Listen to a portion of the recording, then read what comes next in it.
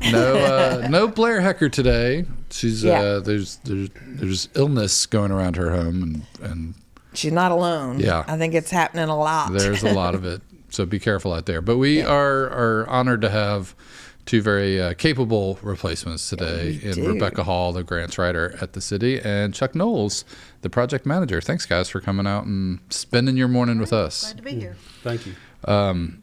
Well, let's maybe jump into kind of general updates, things that are happening around the city that we want to let folks know about. Sure. One of our updates, Kathy has already mentioned, First Watch is open. Everybody get out and try them out. We also have a few other restaurants that are going to be coming on board in the next few weeks, and Blair will keep you posted on those. One of our other updates is on the recycling center at Rouse Avenue. As you all know, it's been closed several months due to a fire that happened last fall. We are working diligently on getting that cleaned up and ready to go. We anticipate it being completed sometime in the next few weeks. When that happens, we will send out information on the media. We'll actually send flyers to everyone's house so they know that it's open again. And we will also have in March, our sanitation department will be here to discuss various things about sanitation and recycling. So you guys will get the inside scoop, so to say. There you go. Awesome. Go ahead. Well, I was going to say, I know I saw the city newsletter on somebody's computer this morning. So that has been released, right? There it is. Yeah. Yes. Let's be frank. So it's fresh off the presses, and that you can access that through social media and also through our website. You can also sign up for Notify Me, and that will get sent directly to you. If you are not techie and you would like a paper copy, you can get them at local banks. I think you guys are going to have some here. We'll have some at City Hall, and so that they will be accessible. Awesome. I saw that picture from it was people playing ice hockey on the frozen river. Yeah. That's awesome. I don't know if you could get me out on a frozen river. I think we got that from the museum. They have a nice archives there with a lot of historic pictures for us. Okay. Very cool. What else? Anything else you want to? Those are the only updates I have. Now we'll get on to the main attraction. Yeah, Mr. Chuck everybody's Knowles. always excited to hear what Chuck has to say. We had the mayor in here a few weeks ago, and he was talking about how exciting, the Holmes Street project has sort of continued to develop and get, more excitement. We had a public meeting last Tuesday. Okay, how did that go? And any Rotten Tomatoes or anything thrown? No, not really. That's great. The portion of the project between Miro Street and Henry Street, which we're calling Phase 1, is pretty much to the point to where right-of-way plans are available. So that was the purpose of the meeting last Tuesday at Memorial Baptist Church, was to give people an opportunity to come in, look at the current design of the project, as well as look at the right-of-way plans and how it might affect their individual properties. So we had between, I think, 45 or 50 people come in and take a look at what was available as far as plans and drawings.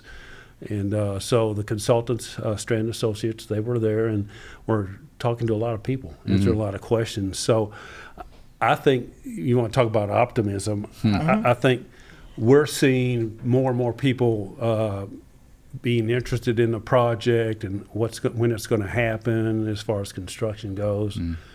And so it's not only people who living in the corridor, but people who are looking at possibly investing. Yeah, that would be great. Yeah. And is that where they're moving the farmers market to Holmes Street too? Correct. Yeah. Correct. Okay. It's being moved to Holmes Street, and then we've gotten several questions from people who own property in the corridor who are kind of wondering what's going on. Right. So we're beginning to see a lot of interest. And growing.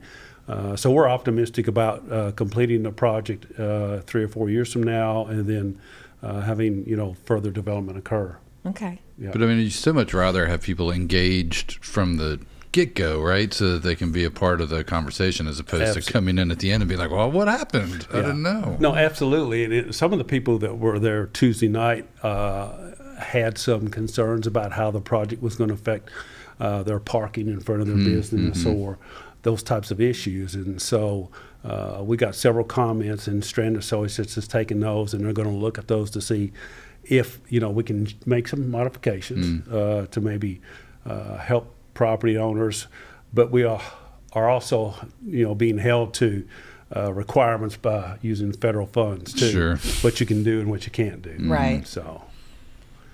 Okay. Well, that's always fun. Yeah. Some strings attached. Yeah. Always. And if I could take the opportunity, of course, we got $20 million in federal funding for this first phase of this. And we just got notice of another additional $8 million in federal funds that is going to allow us to complete the High Street, Home Street corridor project. So we now have approximately $43 million committed to the High Street, Home Street corridor. Okay. To get it completed, probably I'd say near the end of 2029. Okay. So, yeah. Okay. What are the sort of the next steps for you? We talked about phase one, but one of the next phases when people need to sort of start thinking about things, being aware of timelines Right. and stuff. So phase one is that portion of the corridor from Miro to Henry, and then phase two is going to be High Street from Main Street to Miro, and then the rest of Home Street from Henry Street out to Northgate, out near the interchange of 127. So the next probably the next thing that will come up will be as they start design on the phase two part, High Street and the rest of Home Street, for having a public open house to have people come and look at some preliminary plans. That'll probably be, I'd say, sometime maybe next year, early next year. Okay. So we're still, we committed to providing opportunities for a lot of community involvement input. Okay. So, Well, let me get mine in. Any chance of a barcade? Every time. That's not Chuck's job. Okay, I mentioned to the mayor every time he comes. Yeah. We need a barcade around here. But anyway, so we're excited. We're optimistic. Frankfort's been very fortunate in to receive the amount of federal funding for this, and we've got some major contributors that are providing matching money, including Cabinet for Economic Development. So Okay, yeah. excellent. Yeah. It's Well, see, exciting. positive things we should be optimistic Absolutely. about. Super optimistic. Okay. Anything else that you guys want to make sure we touch on to keep people up to date? You look like Kathy. You have a question. Does the public still have an opportunity to provide input on that, or is that over? No, it's always an opportunity for somebody to inquire about what the status or maybe some concern they may have. And I issue on a periodic basis an email update. I have a long distribution list of people who have been added to that list and who want to be on the list to keep up too. So something we might mention while we have the opportunity, the city has a request for proposals on the street for a meeting and event center. Okay. Yeah. That's big news. Yeah. It is. The General Assembly in their last year provided $11.25 million We have the to match city. it.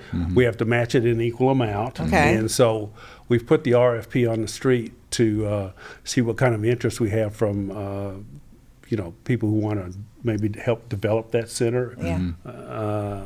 And so it'll be near the parcels B and C and the existing farmers market location downtown in that area. Okay. Yeah. The proposal deadline is April 15th, which is tax day, but we're excited about getting maybe a couple, 2 or 3 proposals for people who want to help us develop that. I would love to see what people.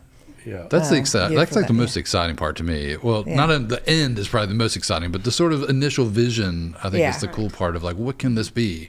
It's a blank slate. What do you want to make it? That's exactly right. So that'll be exciting. to see. We're excited about that too. Yeah. Okay. We'll keep folks up to date as soon as that. Well, you can watch it live, I'm sure, on City Commission. Riverfront Barcade. Yeah. You're going to end up with 7 of them, and then they'll all close. Okay. Well, thank you guys so much for coming. Do y'all want to share? Do you have any things you're Well, I mean, obviously we covered some of that, but our question of the day: any things you're optimistic about this year? We just have a lot of great things going on in City Hall. We have great staff, great projects, and we're just curious to see how things play out in the federal level to see what additional grants we can bring in and other projects we can bring to the city. Yeah, I'm sure things are changing every day They for are. you. Yeah. Just kind of keeping on your toes. We always need more money. Try not to swing too far one of the others. Yeah. Like, oh my gosh, it's all falling apart. Or, Yeah. yeah, it's all great. Yeah, all right. What about you, Chuck? Anything?